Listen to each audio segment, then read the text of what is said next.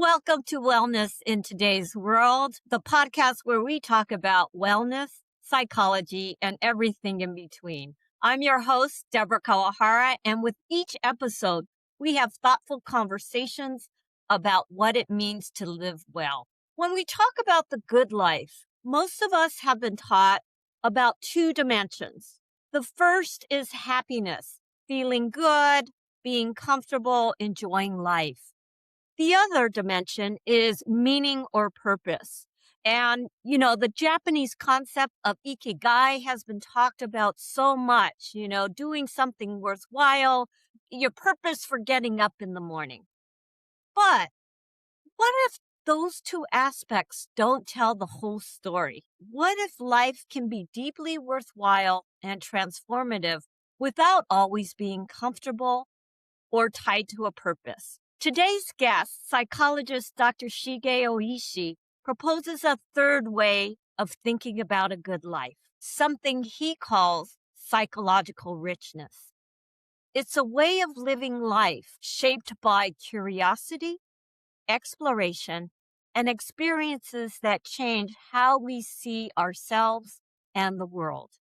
In his book, Life in Three Dimensions, Dr. Oishi invites us to consider some of the most important moments in our life that aren't necessarily happy or meaningful, but they are memorable, perspective shifting, and deeply human. I'm really looking forward to this conversation, and I think you will be too. Welcome, Dr. Oishi. I'm going to call you Shige. It's a pleasure having you here today. Thank you so much for having me. Great introduction. Yeah. Thank you. Let's get started. So you open the book by suggesting that psychology has focus on these two dimensions of a good life. And I talked about happiness being one and the other having a purpose or meaning making. But what led you to believe that there may be a third dimension, something important that was missing from these traditional, thoughts? Yeah. So I think one thing is that essentially I started my graduate school working on happiness back in 1995. And about 10 years ago in 2015, I was appalled to think that, oh my gosh, I spent 20 years on happiness. And since around 2000, I also studied meaning in life. That summer, I just felt like, oh my gosh, what have we learned? And what is the most important remaining questions? And it struck me when back in 2015, I realized that psychologists debated which one is more important, happiness or meaning, so-called hedonic well-being or eudaimonic well-being. And just like nature versus nurture controversy in the 80s and 90s, in the end, it was just, of course, both happiness, feeling like your contentment, satisfaction, but also I feel like, making a difference in the world, right? Meaningful life are both important. So then I felt like, oh my gosh, did I wasted my 20 years of life doing happiness and meaning research after all this was sort of like obvious endpoint. But then I asked the next question, which is, if somebody has happiness and a meaning in life, is it the full life? Is it the complete life? And I asked myself, because I was, old already and I had a tenure at the time. So I asked myself, am I happy? And the answer was yes. Do I feel like my life has a meaning? The answer was yes, too. My teaching is going well. I'm helping my kids play baseball and catching and coaching and things like that. But then I asked also, is my life full? And I felt like something was missing. And whenever I have some questions, I always ask my graduate students and postdoc, what do you think if somebody says somebody has happiness and meaning? Is this person leading a full life? And then about half of them say, of course, what else do you want? Like, don't be greedy, right? If somebody has happiness and meaning, that's amazing. That's so difficult to have both. But then the other half actually, maybe something is missing. And when I also thought about the predictors of happiness and meaning, I found something striking, that something stable right? The relationship stability, financial stabilities. And then those kinds of things are typically the predictors of happiness and meaning. In terms of big five personality traits, it was always extroversions and not so neurotic, agreeable, and conscientious. Those are the people who lead a happy life and also meaningful life. But what about the openness to experiences, which is not super strongly correlated with either? Meta-analysis by Anglim found that the openness to experiences and life satisfactions or happiness correlation is on only 0.08. So it's pretty small compared to four other, big five personality traits. And then similarly, the meaning in life, the openness is not strongly correlated, 0.2. And conscientiousness, for instance, is 0.5 correlation. So there's a huge missing sort of the type of good life that is based on openness, right? To experiences, openness to others. And when you think about somebody's life, some admirable life is actually very much based on the openness to experiences, right? After all, those people who really truly changed the world, right? Gandhi and Jane Goodall and, many artists, they weren't just, extroverts and not so neurotic, etc., etc. But they had a tremendous amount of openness to new experiences and entertaining new possibility and trying to, sometimes risk their lives to achieve something bigger. So that's where I started to sort of feel like something is missing. But the key question is, if somebody says this person is not happy, this person doesn't find their life to be meaningful, is there anyone who says things like that, but yet from your perspective, leading an admirable life? So that was the question we asked in the lab. And it could be your parents, somebody you know, but it could be some, literally figures. And as a lab, we came up with so many examples. So Hermann Hesse's Narcissus and Goldmund. The Goldmund is classic example. Instead of being like Narcissus, who remain in the monastery, lead the virtuous religious life and become a teacher and priest, Narcissus lived the traditional, conventional, religious, virtuous good life, full of meaning and societal contributions. On the other hand, Goldmund couldn't stand that, so left the church, being a vagabond, homeless, almost got killed. Eventually, he found the Virgin, the Madonna's statue, wooden statue, so moving that he decided to become a sculptor. But, he was adulterous, and immoral in many ways. So at the end of the novel, essentially, the narcissist asked himself, who led the better life? Of course, objectively speaking, my life was better, more orderly, life of service and virtue. But from God's eye, wasn't Goldman's life also an equally worthy life? Goldman's life is truly experientially and psychologically really a rich life. A lot of adventures, a lot of unexpected, events happened to him that changed him deeply the way he thought. So Hermann Hesse's The Narcissus and Goldman, which became also movies and so forth. So that's one example, but there are tons and tons and tons of examples. So that's how we came up with this idea of psychological richness, and maybe something is missing from happiness and meaning. That is the heart of your book, is that psychological richness that Sure. you're talking about. So for the listeners, can you describe what a psychologically rich life Sure. is? Sure. Mm-hmm. So what we describe as a psychologically rich life is a life filled with diverse, interesting experiences, and often come with the perspective change. So Goldman's journey is prime example, one of the most psychologically rich experience among those who did the study abroad, probably the study abroad, because you went to a foreign country, perhaps your language wasn't that great.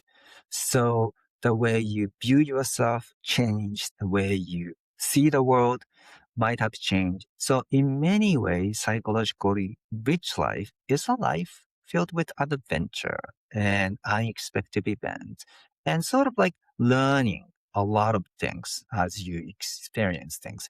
And sometimes it has a lot to do with sort of the unconventional choices you make rather than very, very conventional choices you make. I know when I read the book, you talk about curiosity, openness, Mm-hmm. exploration, perspective shifting. And then this last point about, that psychological rich experiences may not be comfortable. They Mm-hmm. may be unexpected or Mm-hmm. unusual, Mm-hmm. or they may even be like struggling or difficult Sure. experiences. Sure. Why do you think that that's essential as part of a psychologically rich Yeah, life? yeah. Some trip you make is you plan in advance and then, everything goes well. And then you had a great time. So that's a very positive experience, happy experience, maybe even meaningful if you found it something to connect to your purpose and stuff. But at the same time, if everything was as planned, there's no surprise, there's no unexpected changes in the way you think about it. So that might not be psychologically deep or rich. Oftentimes, perspective change comes from unexpected events. And often those are negative because we, especially Americans, tend to expect positive things to happen to them, right? And then positive thing is sort of the default. So whenever we ask college students, just think about something that could happen to you over the last 2 weeks. And then we ask, just thinking about those positive events, did it change the way you think about yourself and the world? And they say no. On the other hand, when we ask them to think about something negative happened to you, and then ask, did it change the way you think about yourself and the world? And they say often yes. And that's the key, that you have to realize something new, something there that you hadn't realized before. And the personal growth, for instance, cannot be achieved without any kinds of perspective changes, right? Because you're just staying the way you are. If you're just essentially doing the same thing and confirming your existing self view and then the world view. Instead, when you're exposing yourself to a very different culture or very different school of thought, then that really challenge the way you normally think about. And it's difficult, it's uncomfortable, but at the same time, it is very rewarding and something different about that experience than just this is exactly how I think about, and then everybody else confirming, that the way you view the world. I know in the book you kind of share your father's story and you Uh-huh. contrast it with your own life. So I wanted to ask you, in reflecting on both of your paths, Uh-huh. how did that shape your thinking about, you know, these three dimensions and the psychological richness? Yeah, it is funny. So my father is 92 years old, farmer who lives in a small town in Japan. And essentially, he quit agricultural high school at age 15 and fully took over his farm. He's a first son of the Oishi family. So he essentially led entire his life just like his father, his great grandfathers, and so forth. And I wasn't really thinking about his life and my life until I actually started writing about my book. And I realized how divergent that our path became, but also how much his life fit straight into the textbook case of happy life. Mm. Very stable marriage, very, very stable social relationship. Happiness is a frequency, not the intensity of positive versus negative emotions. That's the title of famous Edina's book. The point is that when ordinary people think about what makes us happy, we think about rare, intense events like marriage, birth of the child, or promotions, or buying a new house, new cars, and things like that. But we know from the research, yes, those things make us happy, but not that long. Instead, what makes us sustainably happy is interaction. with the people you love and your neighbors and family members and so forth. So my dad really, I realized, oh my gosh, this is the reason why he was so happy, especially toward the end. I mean, he hasn't ended yet, but of his life. And me, I'm a happiness researcher, but I mean, I'm just moving around and trying to achieve my academic career and research and getting grants and things like that. It's just very hard, way more frequent encountering of the blocks and failures if you pursue my type of life. So I realized, oh, if I just wanted to have happiness, then I should have just taken over the farm and that would have been my path to the happy Yeah. life, perhaps meaningful life too. But I took completely different path than what was I pursuing. Perhaps I was pursuing psychologically rich life rather than a happy life or the meaningful life per se. So I think that's a pretty dramatic contrast between my dad's life and my life. And, we cannot say which one is better. For some people, and many people do love having a happy life. So then we have the prescription. We know how to get it. On the other hand, if you're not after that kind of life, then we have a vocabulary. Like, okay, you're probably chasing psychologically rich life. So, as you were talking, one of the things that came up for me is what if someone, stays in the same place, right? And pretty conventional life, but can they still have a psychologically rich life? Yeah. So I think even if you stay in that one place doing the same job for many, many years, it is possible to, find psychological richness because oftentimes we're neglecting a lot of things in our familiar environment. For instance, I have my office here at the University of Chicago. When I teach, I have to walk like 5 minutes. Before writing this book, I will always take the same shortest possible path, right? Because I don't want to waste my time.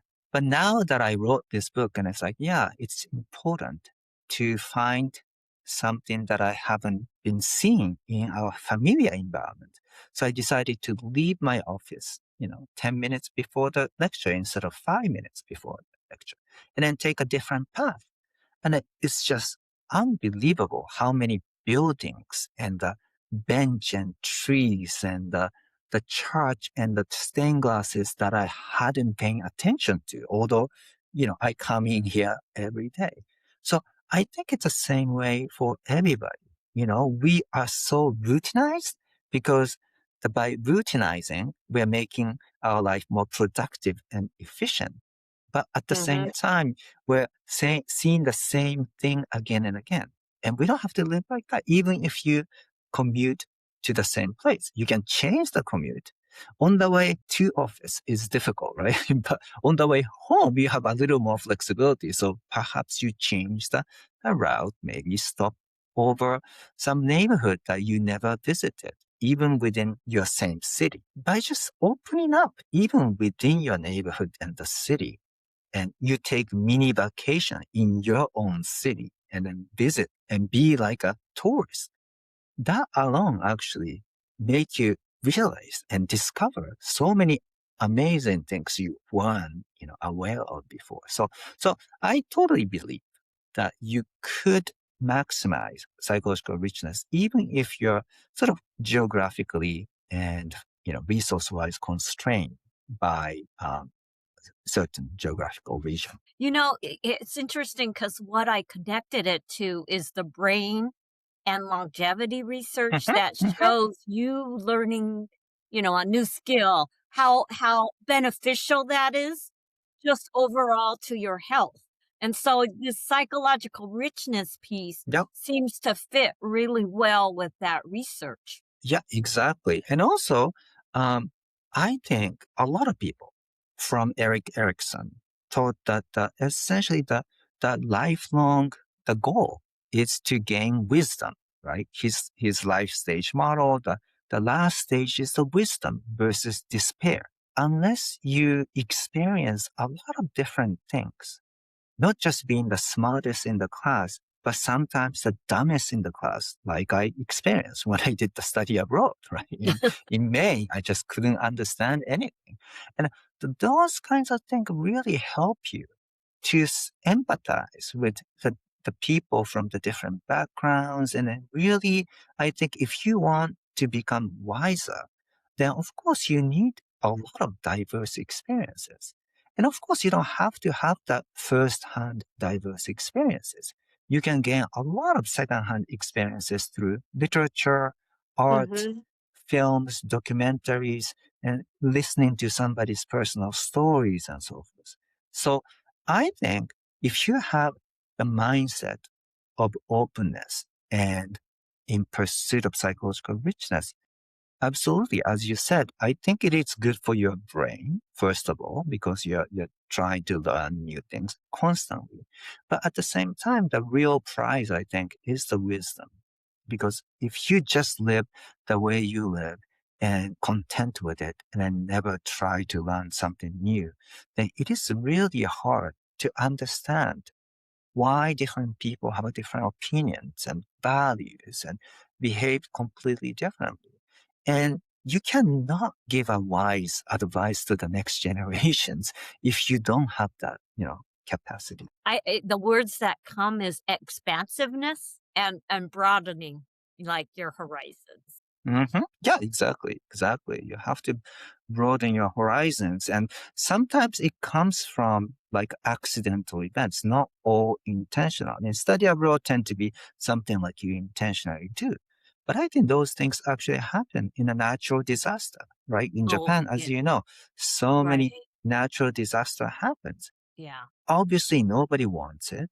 And then that, it's not good for happiness or even meaning. So I did this, like, my sabbatical in 2013. I stayed in Kobe, Hmm. Japan, because there was a 1995 earthquake. So I wanted to see how they were doing. Latest data at the time we had 16 years even after the earthquake, people who lost their house were still reporting lower level of life satisfaction, more negative emotions, and a more physical health problems compared to the Kobe residents who had the partial damage or no damage at all to their house. But what's amazing is that you hear so many stories that that experience really changed the way they view the world. Their value changed. So we did the additional survey throughout Japan and asked their value orientation. This is the typical Schwartz value orientation: power, achievement, hedonism, stimulation, self-direction, universalism, benevolence, conformity, and security traditions, and so forth. And we asked later, have you been affected by the earthquake directly? Did you live in the city when these major earthquake happened? So just checklist. And then we separated these two groups of Japanese, the natural disaster victims and non-natural disaster victims. Non-natural disaster victim Japanese tend to say achievement is way more important than the natural disaster experiencer who says benevolence is Mm. so important. And, Mhm. kids interview from the Kobe 1995 is really moving. You ask, what do you want to be in the future? Right? Usually typical 10 years old, 12 years old Japanese will say soccer players, or baseball players, president, Yes. whatever. But these kids really say firefighters, nurses, doctors. And then we actually did the study of looking at how many people applied for a firefighting position, teachers positions, and social worker positions in Kobe area from Mhm. 1990 to 2000. 10 or so. And then we compare with the Tokyo area where there was no major earthquake during that Fun. time. And you clearly see in 1995, the popularity of pro-social occupation spiked in Kobe area. So value changes. And also, I think that's really is the psychological richness. So the natural disaster victims might not become ever happier or find more meaning than before necessarily, but I think they really do have a different view on life. They often say, I never almost say hi to the neighbors, but I realized that the neighbor was just trying to find my dog. And, that kind of like kindness and humanity, Hmm. in the ordinary time, you don't see that. Right. Only at the time of emergency, you see and realize, oh my gosh, I thought he was kind of like a cold person, but actually amazingly caring person. So really, those are the experience. So some are intentional, but unfortunately, a lot of bad things happen in our life. And many of us do learn something new about humanities and the world. So I'm hoping that the psych richness does capture not just sort of the intentional self-improvement kind of things, but also these, sad, unfortunate side effects, but actually there's some positive to natural disasters and others. You argue that variety and perspective change matter more than constant novelty. Can you talk about that a bit more? Mhm. So I think that we all know somebody who is extremely sensation seeker, who needs to go some new places, do some crazy things. And psychological richness is not really about being sensation seeker all the time. Because sensation seeker, what they are doing is essentially they have the sensation deprivation. So they go some trip and then go back to the baseline.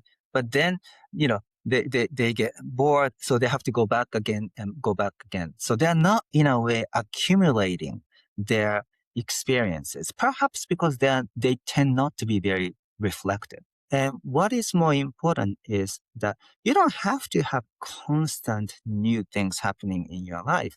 Just that once in a while, when it happens, you reflect upon it and you talk about it with your family, friends, and so forth.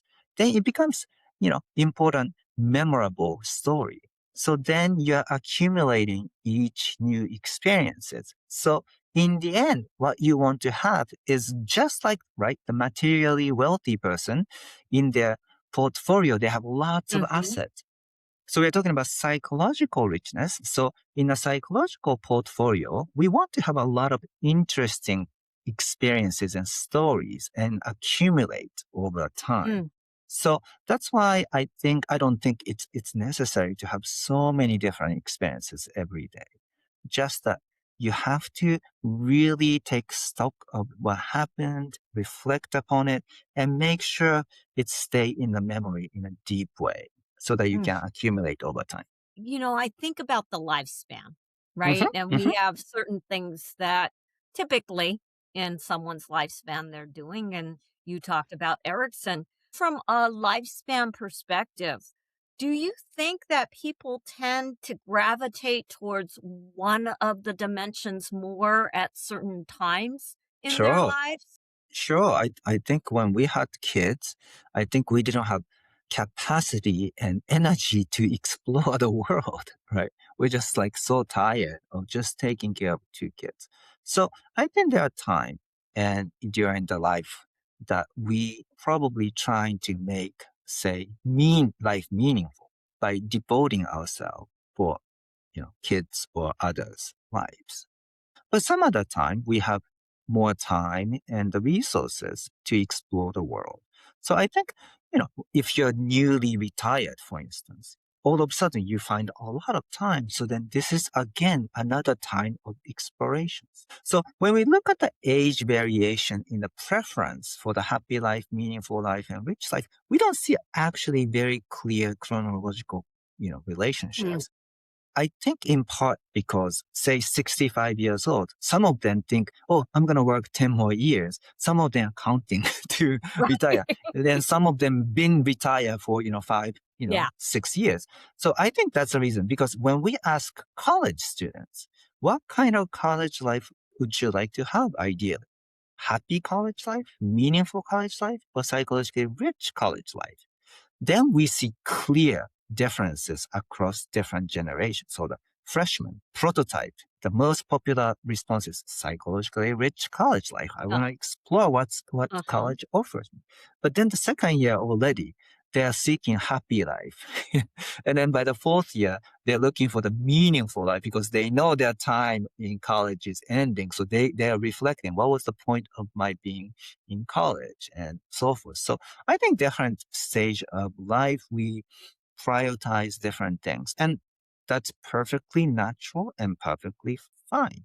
Just that if you feel like, oh, I've been doing the same thing for a long time and feel like you're stuck, then I think that's the time, oh, maybe you should just intentionally try to expand a little bit of psychological richness.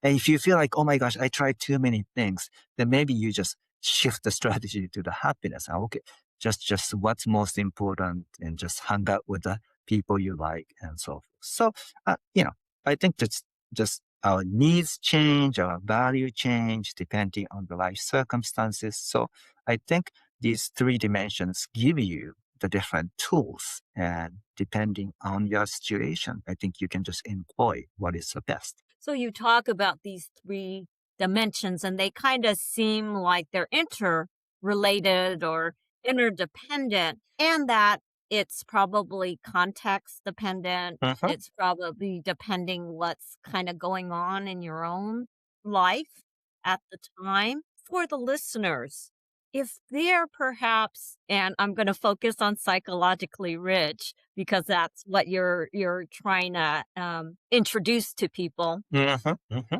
What what might be ways that people, without upending their life, Uh-huh. what Uh-huh. might be ways, you talked about even just taking a different route Right. Right. to, your appointment or whatever.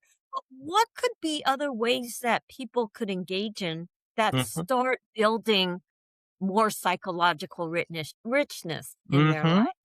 I think one way you can do is ask for recommendations for books and films to watch, because we often like certain things and then gravitate and avoid Mhm. certain things.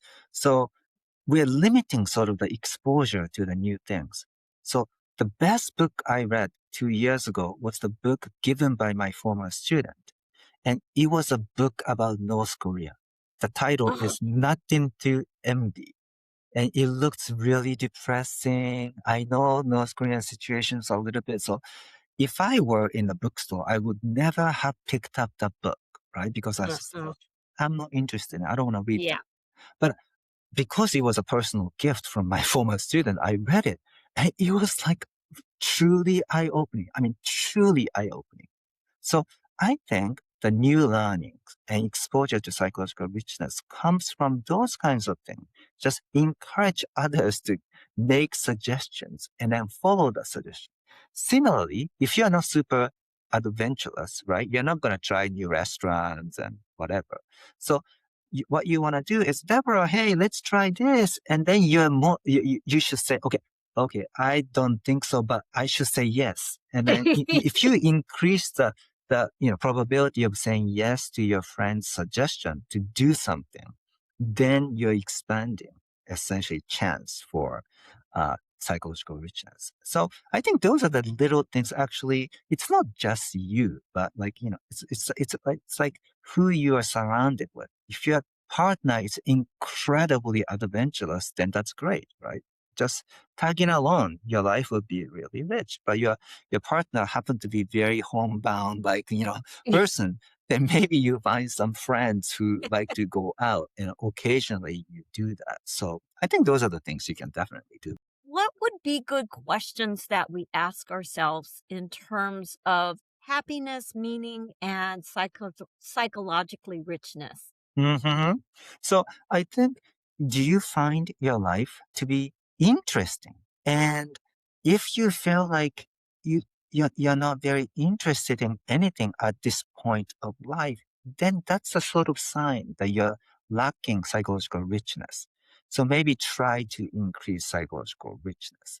I mean, happiness and meaning, you probably know whether you're happy or not, or you feel like you're making a difference in the world or not. So I think, do you find your job interesting? Do you find your life overall interesting? How can it make it more interesting? And then, the answers usually are right there, right? Like remember who you were when you were 5 years old, right? You are way more spontaneous. You see something and then you want to do Yeah. it and then you just do it, right? Being playful and being spontaneous. And unfortunately, as you go to college and professional life, makes you really very serious person because you have a lot of things to do. And then you forget like the child, child of you. And that's what you need. If you feel like you're bored, you find your life to be, not so interesting. So I think that's the question you want to ask. So I'm going to end with this question because this is kind of what I usually ask people because you spent decades kind of getting to this conclusion or this kind of thought. What would you want people, if there was a takeaway of kind of your life, your Sure. life work, Yeah. what would you want them to know that, after studying this, after, your trajectory on this, what would you want people to know about this? Yeah. I think that, if you find your life to be missing something, then maybe that missing something is a psychological richness. Mm, And, you just have to lead a life based on your sort of true curiosities and just mindset of explorations and trying to out something new, small and big. mm, And I think the answer when somebody suggests, let's do this, good answer is yes. And you want to think about regret. We regret the things we did in terms of short term, but in the long term, at the end of life, we tend to regret the things we didn't do. So mm, regret of inaction. If you do it, even if it didn't turn out well, then you can say, at least I tried. mm. So I think our research shows that, we are very conservative. We lean toward the familiar others, familiar things and familiar restaurants and so forth. So once in a while, break away from it and you will feel, really great, I think. And in the long run, you have fewer regrets. So that's the takeaway.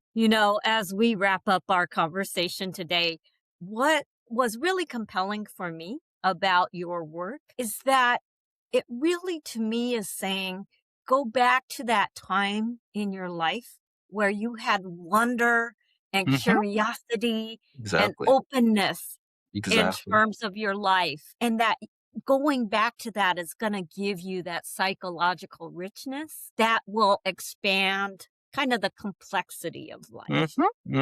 Ironically, to be wise, you have to be a child Yeah. again.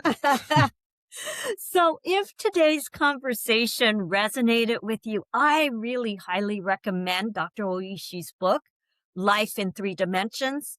It's a thoughtful book that opens up new ways of thinking about a well-lived life. As we close, I want to thank you, Dr. Oishi, for being here today, sharing your wisdom and your work. And for the listeners, thank you for joining me. As always, please remember wellness is a journey, not a destination.